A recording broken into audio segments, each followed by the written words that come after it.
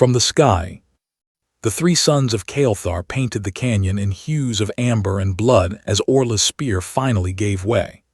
The crystalline shaft, forged in the sacred fires of her people's last standing temple, fractured with a sound like breaking ice. She stumbled backward, her forearms trembling with exhaustion, her carapace cracked and leaking the blue luminescence that served as her blood. The devourers closed in, massive, chitinous nightmares that had swept across 17 star systems, leaving nothing but silent worlds in their wake. Their mandibles clicked in what might have been laughter, sensing the end of yet another defiant soul who dared stand against the swarm. Orla had been the last guardian of Refuge Station 7, a small outpost that housed 3,000 souls, the remnants of civilizations that had already fallen. For 6 days and nights, she had held the narrow pass alone, buying time for the evacuation ships to launch. But the ships were gone now, carrying the survivors to uncertain safety among the stars, and she was alone with her failure and her fate. She fell to her knees, all 4 hands pressing against the red sand, feeling the vibrations of countless devourer feet approaching. Her people, the Velshari, had a saying, "When the spear breaks, the warrior's song ends." She opened her mandibles to sing her death hymn, accepting the ancient tradition. Then the sky caught fire. A streak of white-hot plasma tore through the atmosphere, and something massive impacted the canyon floor 200 meters away with enough force to vaporize a dozen devourers instantly. The shockwave knocked Orla flat, her compound eyes struggling to process what had just happened. Through the dust and smoke, a figure emerged, bipedal, impossibly tall by Velshari standards, encased in armor that glowed with heat. The being moved with a predator's grace, and in its hands was a weapon that screamed death in a language Orla had never heard before. The weapon spoke, and devourers died. The human, for that's what the galaxy had learned to call these terrifying newcomers, moved through the swarm like wind through grass. His armor bore scorch marks and dents, evidence of battles fought in the cold void above.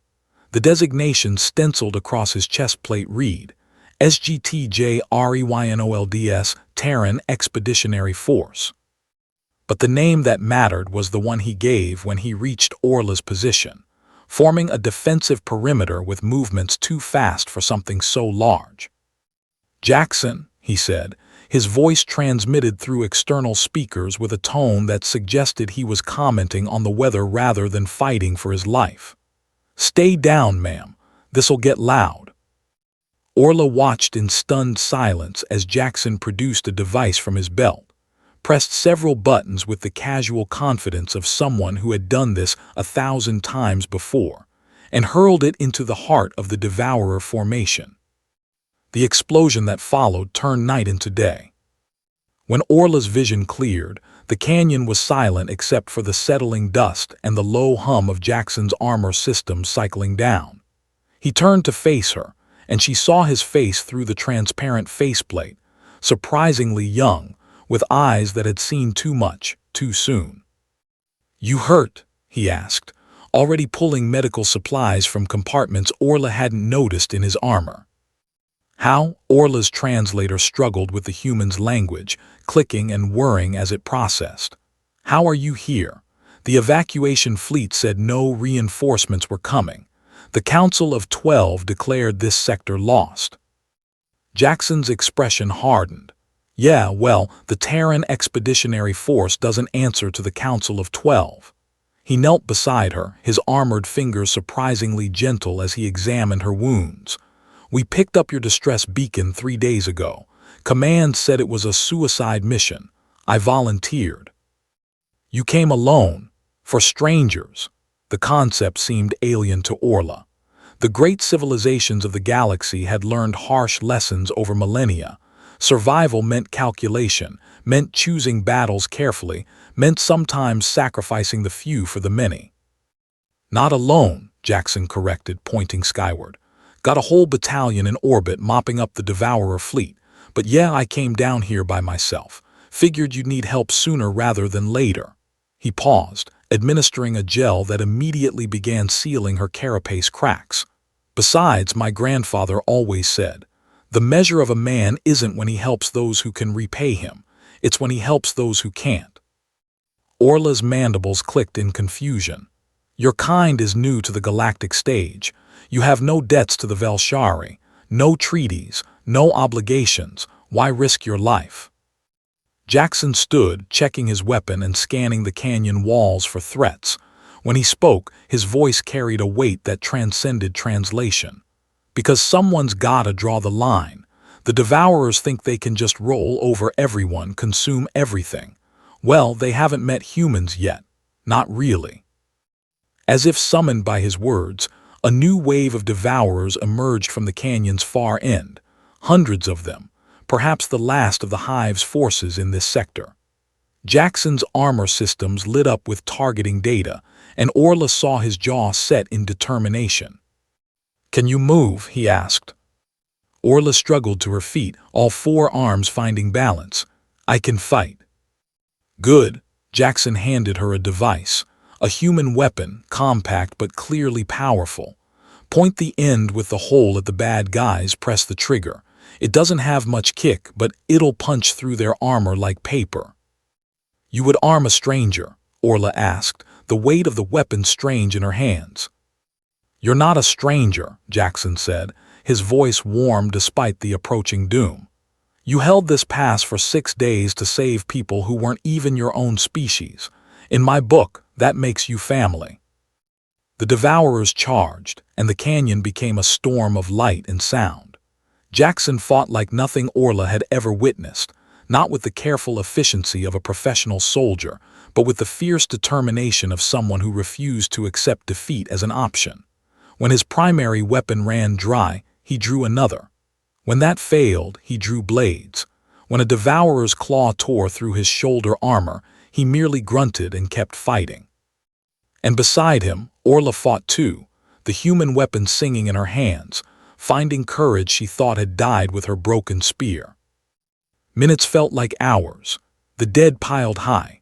Jackson's armor leaked fluids that Orla's translator identified as hydraulic compounds in something called blood. Still he fought, and still Orla stood with him, this impossible human who had fallen from the sky when hope was gone. Finally, impossibly, the Devourers broke. The survivors of the swarm retreated into the canyon's depths, fleeing from 2 warriors who simply refused to die. Jackson collapsed against a boulder, breathing hard, his armor's medical systems working frantically to keep him alive. Orla knelt beside him, her own wounds forgotten. "Your people," she said quietly, "you are all this way, stubborn." Jackson laughed, wincing at the pain it caused. "You should meet my sister, makes me look reasonable." He looked up at the 3 suns, now beginning to set. "We're all scared, you know. Every human who signed up for this war, scared out of our minds. But being scared and running away, those are 2 different things."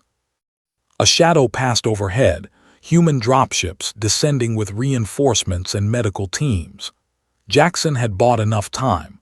He had saved her, saved this place, for no reason except that it was right. As the medics loaded Jackson onto a stretcher, his eyes already closing from exhaustion and trauma, Orla placed her 4 hands over her hearts in the Velshari gesture of deepest respect. "Thank you," she whispered. Jackson's eyes opened one more time, and he smiled, a genuine, warm expression that Orla would remember for the rest of her long life. "Thank you for holding the line, Orla. The galaxy needs more warriors like you." Then he was gone, carried away to the safety of the human medical ship, leaving Orla standing in the canyon she had defended, holding a human weapon, pondering the strange new species that had entered the galactic stage. They were young, reckless, and impossibly brave.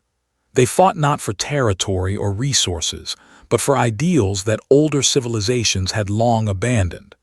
They arrived when no one else would, fought when victory seemed impossible, and treated strangers like family. The humans had arrived, and the galaxy would never be the same.